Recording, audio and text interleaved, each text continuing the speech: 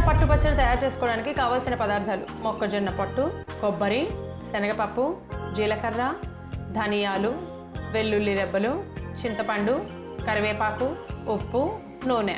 మొక్కజొన్న పట్టు పచ్చడి తయారు చేసుకునే విధానం: ముందుగా స్టవ్ వెలిగించి ప్యాన్ పెట్టుకుని 2 చెంచాల నూనె వేసి వేడి చేసుకోవాలి.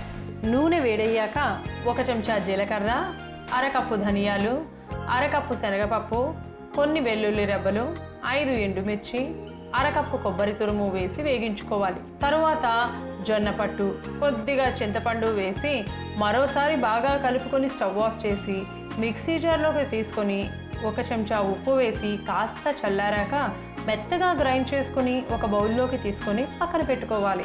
ఇప్పుడు స్టవ్ వెలిగించి ప్యాన్ పెట్టుకొని 1 చెంచా నూనె వేసి నూనె వేడయ్యాక 1 చెంచా జీలకర్ర, కరివేపాకు వేసి కలుపుకొని స్టవ్ ఆఫ్ చేసి ఈ పోపుని గ్రైండ్ చేసుకున్న మిశ్రమం మీద వేసుకుంటే మలబద్ధకాన్ని తగ్గించి, కడుపులో ఇన్ఫెక్షన్స్ను తగ్గించి, అధిక ఫైబర్ని అందించి రోగ నిరోధక శక్తిని పెంచే మొక్కజొన్న పట్టు పచ్చడి రెడీ.